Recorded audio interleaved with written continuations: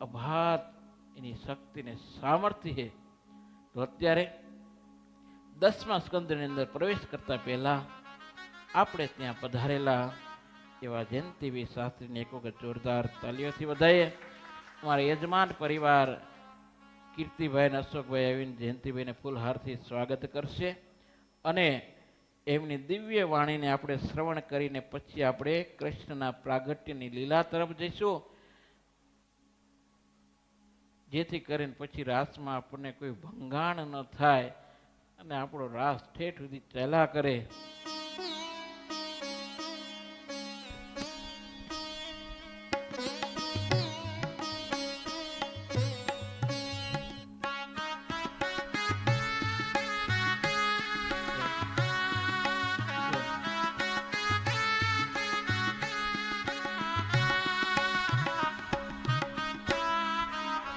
વાહ,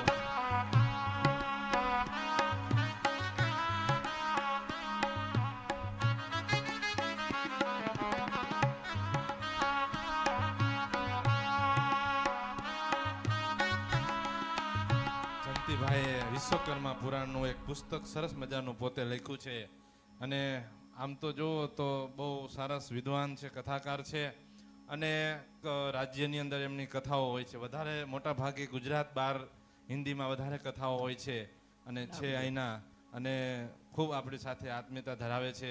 હરિદ્વારની અંદર પણ જ્યારે કથા હતી ત્યારે અમને એમને આમંત્રણ આપ્યું હતું અને એમની કથાની અંદર અમે ગયા હતા. એ અમારી કથામાં પણ આવ્યા હતા. એટલે જયંતિભાઈ ખૂબ સંતો સાથે જોડાયેલા છે. ત્યારે આપણે વિનંતી કરીએ અમારે જયંતિભાઈ શાસ્ત્રી આપણા ગુરુકુળ સાથે ખૂબ મહત્વ ધરાવે, ખૂબ સારા વક્તા, પણ અમારા હરીમને બહુ હેત થઈ ગયું છે. કથા હતી ત્યારથી એમને અમારા હારે હેત થઈ ગયું. કુંભની અંદર પણ અમને ખૂબ સહયોગ આપ્યો હતો. તો જયંતિભાઈ શાસ્ત્રી આપણને રૂડા રૂડા આશીર્વાદ આપશે. તેમને પોતે આગવી શૈલીની અંદર એવા શાસ્ત્રી જયંતિભાઈ. હરિઓમ.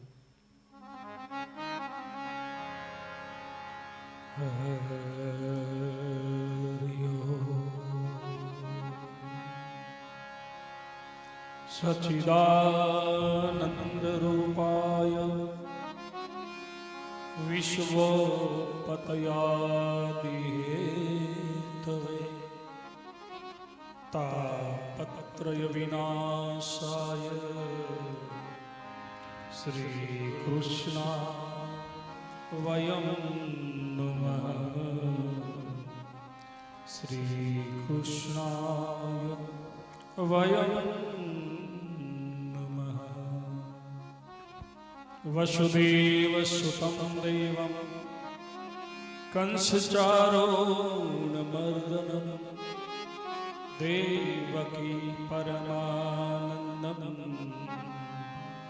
કૃષ્ણં વંદે જગદ્ગુરું. કૃષ્ણં વંદે જગદ્ગુરું. પવિત્ર ચાતુર્માસ, એમાંય શ્રાવણ મહિનો અને એક પરમ સદગુરુ તપસ્વી કહી શકાય એવા સદગુરુવર્ય સ્વામી શ્રી નારાયણ સેવાદાસજી મહારાજ, એમની તપસ્થલી અને ત્યાં મહાત્મા સ્વામીના મુખથી શ્રીમદ ભાગવત પંચાપારાયણ સાથે સાથે વચનામૃત સત્સંગી જીવનના અનેક પ્રસંગોનું શ્રવણપાન થઈ રહ્યું છે. ત્યારે મને પણ અહો ભાગ્ય કે આજે કથા શ્રવણ કરવાનો અવસર મળ્યો. સ્વામીજીનો આજે સવારે ફોન આવ્યો હતો. મેં કીધું સ્વામીજી મને ખબર છે આજે આવવાનો છું, કારણ કે પરમ દિવસે મારી ટિકિટ છે. અમે ગમે ત્યાં જતા હોય, આજે સ્વામીજીને સાંભળ્યા અને સાંભળવા જ જોઈએ. જે સારો શ્રોતા હોય ને એ જ સારો વક્તા બની શકે. હું વક્તા નથી, શ્રોતા છું. તો ભાગવતજીના ચરણોમાં પ્રણામ,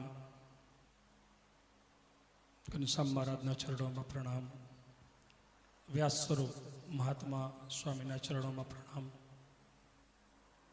દર્શન સ્વામીના ચરણોમાં પ્રણામ. આપ સૌ પરમ ભક્તોના હૃદયમાં બેઠેલા આત્મ સ્વરૂપ પરમાત્માને મારા વંદન પ્રણામ. સાથે સાથે યજમાન પરિવાર, સહયજમાન પરિવાર, એમને પણ ખૂબ ખૂબ સાધુવાદ. કૃષ્ણ જન્મ ઉત્સવ કથા અંતર્ગત થવાનો છે. ભાગવતની કથા છે. એકમ ભાગવત શાસ્ત્ર મુક્તિદાનેન ગર્જતી. દુનિયાના તમામ શાસ્ત્રો છે એમાં ભાગવત પોકારીને કહે છે, હે જીવ, મારા શરણે આવી જા, હું તને મુક્તિ આપી દઈશ. એવું ભાગવત શાસ્ત્ર. કૃષ્ણ જન્મ તરફ જવું છે આપણે. દરેક જગ્યાએ ભાગવતો થતી હોય. કૃષ્ણ જન્મ થતા હોય, નંદ ઘેર આનંદ ભયો, જય કનૈયા લાલ કી, નાચે, ગુલાલ ઉડે, ફુગા બાંધે, કથાની પૂર્ણાહુતિ થાય. પછી શું? પછી શું? સુંદર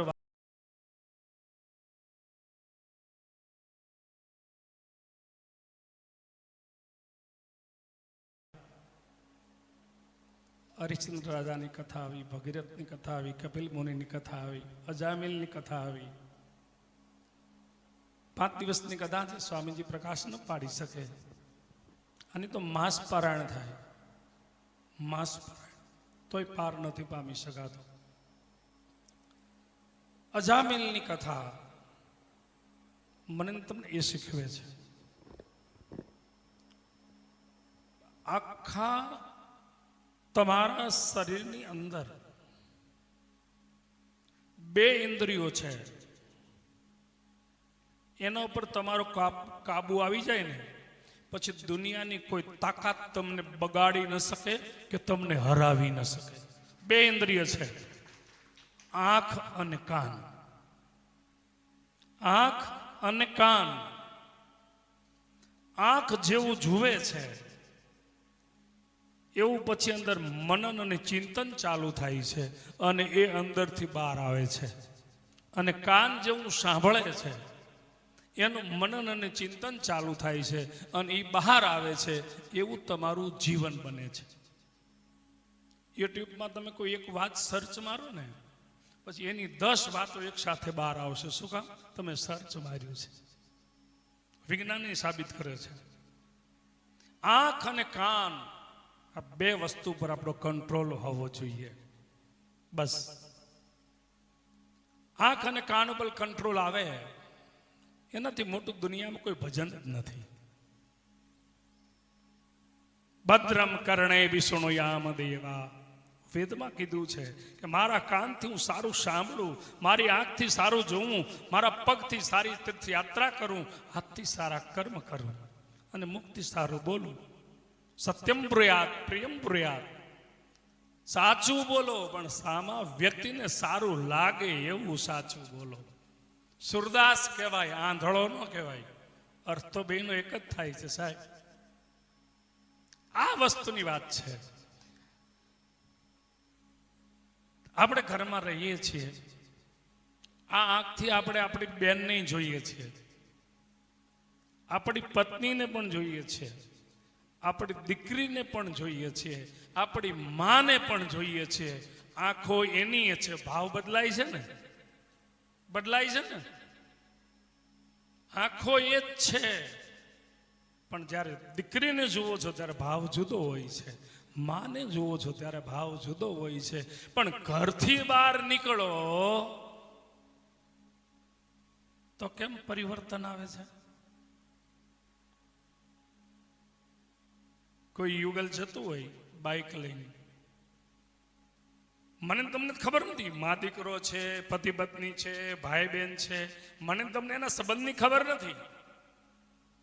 પણ બાહ્ય વાતાવરણ આજે એવું છે કે તમારી આંખો એ જ વસ્તુ કેચઅપ કરશે. સીધું સાદી વાત મારે એવી કહેવી છે તમને, તમારો કંટ્રોલ તમારી પાસે હોવો જોઈએ.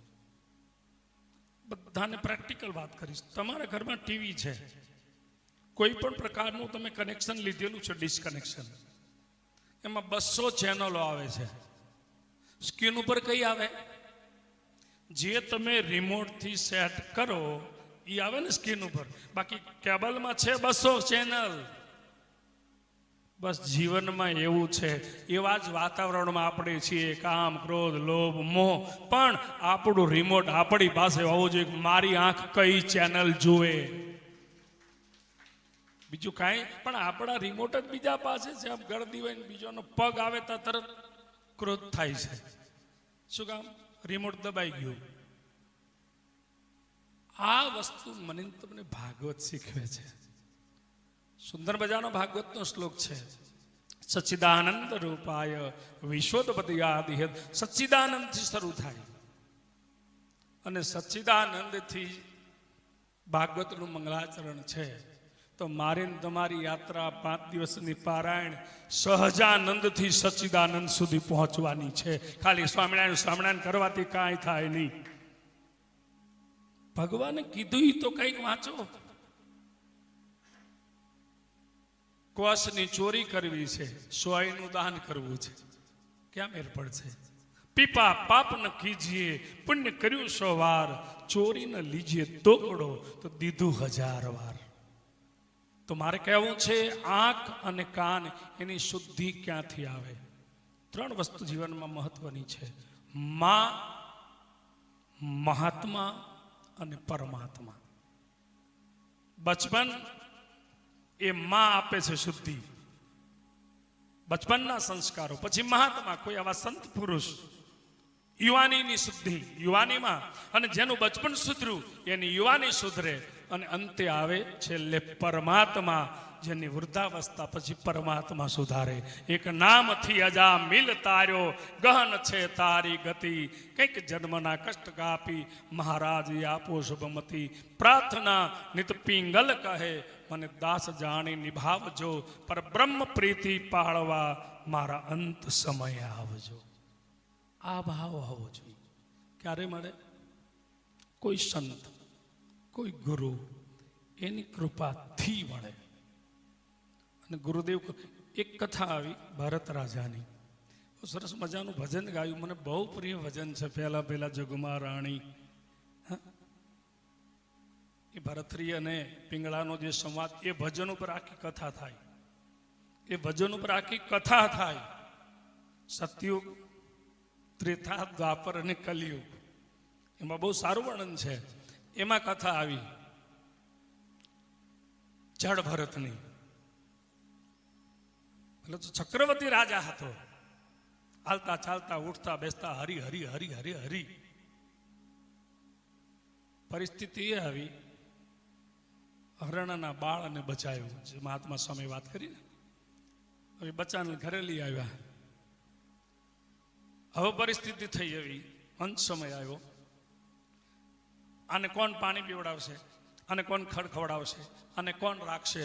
હરી ભૂલાણા અને હરણમાં જીવ ગયો.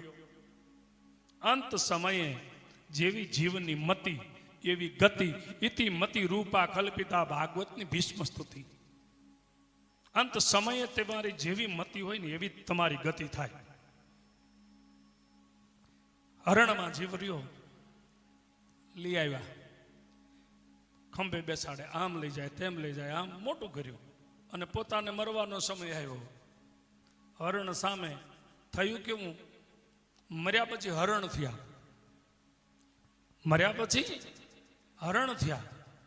તો હરણ આવા મહાન ભક્ત ભરત રાજા સાથે રહ્યું, ઉછરીને મોટું થયું, એના ખંભે બેઠું, તો હરણનો કંઈક ઉદ્ધાર થાય ને. તો બીજા જન્મમાં એ હરણ પાછો રહુગણ રાજા થયો. રહુગણ રાજા થયો. અને આ હરણનો દેહ ભરત રાજાને મળ્યો હતો, એ બીજા જન્મમાં પાછા જડ ભરત થયા. અને વળી પાછું ત્યાં એ જ આવ્યું. રવગણ રાજા પાલખી ઉપર બેસીને કપિલ મુનિના આશ્રમે જવા નીકળે અને ન્યા જળ ભરત મળે તો ન્યાય પાછા ખંભે હરણને ખંભે બેહાડ્યું હતું. તો અહીંયા આવીને ખંભે બેહાડ્યો.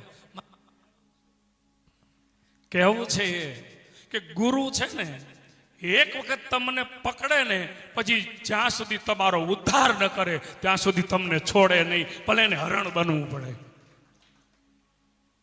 એ ખંભે બેહાડે એટલે માનો કે આપણો ઉદ્ધાર થઈ ગયો. તો ભાગવતની કથા કૃષ્ણ જન્મ તરફ જવું છે. મેં કીધું એમ કથામાં તો થાય કૃષ્ણ જન્મ. ભાગવત છે ને વિદ્યાવતામ ભાગવતી પરીક્ષા. બધી કથા બધા થાય. ભાગવત ઉપર હજારો વર્ષોથી પ્રવચનો ટીકા થતી આવી છે, હજી થતી આવે છે. કોઈ પૂર્ણ નથી પામ્યું. એટલા બધા અર્થો છે આમાં. જીવનનો ઉદ્ધારક ગ્રંથ હોય તો ભાગવત છે. નથી માળા કરવી, નથી યજ્ઞો કરવા, નથી દાન દેવું, ફક્ત અને ફક્ત ભગવાનને જન્મ લેવડાવવો હોય તો રામને જન્મ દેવા બનો કોક કૌશલ્યા. રામને જન્મ દેવા બનો કોક કૌશલ્યા. સીતાને સાધન કરો, સીતા છે રામની સાયા. રામ ત્યારે આવે કૌશલ્યા થવું પડે. તો ભગવાન જન્મી ગયા મથુરામાં. જેનીમાં એનો મહિમા જ નથી. મથુરામાં કાંઈ ઉત્સવ જ નથી થયો. મથુરામાં કાંઈ ઉત્સવ જ નથી થયો. જન્મે એનો મહિમા નથી, પ્રગટ થાય ને એનો મહિમા છે. પ્રગટા ગોકુલમાં વિષયજન્ય સુખો જેને પ્યારા લાગે એવું દેહરૂપી નગર એટલે મથુરા. કમ સુખમ સંસ્કૃત શબ્દ છે. કંસ, કંસ એટલે શું છે? ક્રોધનું પ્રતીક છે, દુઃખનું પ્રતીક છે. જ્યાં ક્રોધ હોય ને, જે વ્યક્તિના જીવનમાં ક્રોધ હોય ને એના હૃદયમાં કોઈ આનંદ ન હોય. કૃષ્ણ છે ને આનંદનું સ્વરૂપ છે. એટલે આ વિષયરૂપી નગરમાં નહીં, એને ક્યાં જન્મે? એ ગોકુલ. ગોકુલ, ગો એટલે ઇન્દ્રિય, કુલ એટલે સમૂહ. આને મથુરા નહીં, આ શરીરને ઇન્દ્રિયોનો સમૂહ આને ગોકુલ બનાવો. તો ગોકુલ ક્યારે બને? એમાં નંદ હોય તો. બીજાને આનંદ આપે એનું નામ નંદ, અને એને પરમાનંદની પ્રાપ્તિ થાય. યશમ દદાતી ઇતિ યશોદા. બીજાને યશ આપે એનું નામ યશોદા. બીજાને આનંદ આપો. તમે સારું કર્મ કર્યું હોય, અરે પરમાત્મા તે કરાયું, યશ બીજાને આપી દો તો તમારા અંતરમાં કૃષ્ણ પ્રગટે. નંદ ઘેર આનંદ ભયો. આ તો નાનું એવું મેં કર્યું ત્યાં વાંધો છે. કૃષ્ણ આનંદ સ્વરૂપ છે. કથામાં તો પ્રગટ થાય છે. આ પ્રગટે ત્યારે એમ માનવાનું કે આપણે ભાગવત સાંભળી એ સાર્થક છે. પણ આનંદ એટલે શું? લાંબુ પ્રકરણ છે. પણ આનંદ એવી વસ્તુ છે, સારા કપડાં પહેરવા એનો શોખ હોય, સારી મીઠાઈઓ ખાવી એ નહીં. એ બધા ક્ષણિક આનંદ છે. અખંડ આનંદની વાત છે આ. જો આનંદ સંત ફકીર કરે વહી આનંદ નાહી અમીરી મેં, સુખ દુઃખ મેં સમતા સાદ રહે. આપણે તો કંઈ ટોપરા પાક ખાતા હોય ને ગુલાબજાંબુ ભાવતા હોય તો ક્યાં સુધી 1, 2, 3, 5માં બડકે બસ. આપણો બધો આનંદ, ગ્રસ્તી જીવનનો આનંદ, એ બધો જ આનંદ આનંદ નથી. આપણને ખાલી વહેમ છે. કારણ કે આપણા બધા આનંદ છે ને દુઃખને સાથે લઈને જ આવે છે. દીકરાનો જન્મ થયો, પેંડા વેચ્યા, આનંદ થયો. જન્મો આનંદ થયો, એ દીકરો એક દી મરવાનો એટલે દુઃખ થવાનું. આપણા બધા જ આનંદો છે એ દુઃખને સાથે લઈને આવે છે. કેવળ એક જ એવો સહજ આનંદ છે કે જે અંદરથી પ્રગટે છે અને સુખ અને દુઃખથી પર છે. અને એક સ્વરૂપ એટલે કૃષ્ણ. એ સ્વરૂપ એટલે ભગવાન સ્વામિનારાયણ. કે સહજ, કોઈ વસ્તુની જરૂર જ નથી. મોજમાં રહેવું, મોજમાં રહેવું ગવાય છે, રહેવાતું નથી. હે ભલું થયું તો એ વ્યક્તિ રહી શકે. ગાંડાની વણઝાર કીધું, મીરા ગાંડી, નરસિંહ ગાંડો, ગાંડો તુકારામ, જલારામ તો એવો ગાંડો, એને વરાવી ખળની નાર. ગાંડાની વણઝાર. એક કક્ષામાં તમે જાઓ તો નરસિંહ મહેતા ગાંડો. કોઈએ કીધું કે શામળ શાહ ગુજરી ગયા, ભલું થયું ભાંગી જંજાળ સુખે બચશું શ્રી ગોપાળને. આપણે કાંટો વાગે દવાઈ માડી કરી છે. એટલે આપણને ભગવાન દુઃખ આપે છે ને એ આપણું ખિસ્સો જોઈને જ આપે છે કે આ કેટલું ખમી કેમ છે. કોઈને ઝેરના કટોરા આવ્યા, નો આવે. કારણ કે હવે ખબર છે, એને ખબર છે કે તમારી લાયકાત હોય ને એટલું જ દુઃખ આપે, અને તમારી લાયકાત હોય ને એટલું જ સુખ આપે. અને લાયકાતથી વધારે સુખ મળ્યું છે એ ભાગવતમાં કથા આવશે કુબેરના દીકરાઓની. નલ અને કુબેર, નંદબાબાના વૃક્ષો, આંગણાના વૃક્ષો. અતિ સંપત્તિ આવે તમારી લાયકાતથી બહાર ત્યારે 3 દુર્ગુણ આવે છે: વ્યભિચાર, જુગાર અને મદિરાપાન. આજે સારા સારા ઘરમાં ફ્રીજની બોટલો, ફ્રીજ ખોલો એટલે બોટલો હોય છે, ક્લબમાં જાય છે. શું છે? અતિ સંપત્તિ આવી એનું પરિણામ છે. પણ જે સંપત્તિ સારી હોય એ જ કથામાં વપરાય તો જ સારો વિચાર આવે કે આપણે યજમાન થઈએ. આજે એક દિવસ આપણે મનોરથિત થઈએ તો ભગવાન ભાગવતજીના ચરણોમાં એવી પ્રાર્થના કરું, યજમાન પરિવાર, આપ સૌ ભક્તો જે કથા શ્રવણ કરી રહ્યા છો, આપણા જે કાંઈ મનોરથો હોય ભગવાન સ્વામિનારાયણ અને ભગવાન ભાગવતજી પરિપૂર્ણ કરે એવી ભગવાનના ચરણોમાં પ્રાર્થના. એક બ્રાહ્મણ તરીકે મારા શુભાશીર્વાદ. આમ તો હું તમારી વચ્ચે જ રહું છું, રતનપુરમાં જ રહું છું. બહુ સારું. મને ઘણા બધા જેને હું તમે આપને કહું કે આમ ટોપ લેવલના, જેને આપણે કહીએ વી ગમે એટલા વી લગાડો, પછી આઈપી આવા સંતોરિયા ને ત્યાં સુધી મારો ખરોબો છે. ફક્ત અને ફક્ત સ્વામીજીના આ ગુરુકુળમાં આપણે કયો પરિવાર? બગડિયા પરિવાર. એમને ખારવા અમેરિકા રહે છે. એમને મારી ભાગવત રાખી હતી 7 દિવસની, અને સ્વામીજીને મળવાનું થયું. ખરેખર એટલી આત્મ બેયના સેમ છે, વિચારો સેમ છે, આત્મીયતા બંધાઈ ગઈ. પછી તો સ્વામીજી કુંભના મેળામાં આવ્યા, મારે રાવટીમાં પ્રયાગરાજ, પછી તો હરિદ્વારમાં મારી પણ કથા હતી, એમની પણ. એ શું છે? આ બધું મળવું જોઈએ તો. બાકી તો બધા. અને સ્વામીજીનો ફોન મેં જોયું બી હતું ગ્રુપમાં, અને હું આવવાનો હતો. કારણ કે એકદમ સરળ છે મહાત્મા સ્વામી, એકદમ સરળ, અને દર્શન સ્વામી એકદમ સરળ. મને મજા ત્યાં જ આવે. બાકી તો 2 આગળ હાલતા હોય ને 2 પાછળ હાલતા હોય ને આઘા રહેજો હે, અહીંયા લાંબુ થઈને સુવાય નહીં. આ બહુ સીધું ગણિત કહું તમને. જે સરળ સ્વભાવન મન કુટી લાઈ યથા લાભ સંતોષ સદાઈ. રામાયણ જે વ્યાખ્યા કરે એ વ્યાખ્યાના 2 સંતો છે. અને એટલે મારું આત્મા એમ થાય સ્વામીજીને મળું. હરિદ્વાર પછી બહુ થયું કોફી પીવાનું, કોફી પીવા જાઉં અહીં સ્વામીજી કોફી પીવા આવું છું. એટલા સરળ છે અને એમાં જ મજા છે. હું ઓલ ઓવર ઇન્ડિયા મારું કાર્યક્ષેત્ર છે. વર્ષમાં 25 કથા કરું, એમાંથી 20 કથાઓ હિન્દી ભાષામાં હોય, આઉટ ઓફ સ્ટેટ.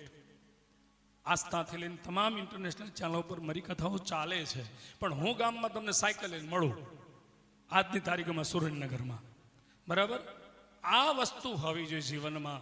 હંમેશા નમ્યો તે ગમ્યો. સરળ હોય ને એને સંત કહેવાય. શાંતિ બમાડે એને સંત કહીએ. બસ સરળતા જેના જીવનમાં હોય એવા 2 સરળ મૂર્તિ. અને મેં આવીને કે મને પૂછ્યું એમને, મેં કીધું આખી કથા સાંભળવાનો છું, આરતીમાં રોકાવાનો છું, કોફી પીવાનો છું, નહીતર શું એન્ટ્રી હોય, આવે ને હાર તોરાથિયા ને ફૂલ ને એક પછી કવર લેને પછી 2 શબ્દ બોલીને હાલ્યા જાય. મેં કીધું હું કથા સાંભળવા આવ્યો છું, સન્માન સ્વીકારવા નથી આવ્યો. એક આત્મીયતાનો સંબંધ છે. અને યજમાન છે, નામ મોરારભાઈ છે કંઈક નામ.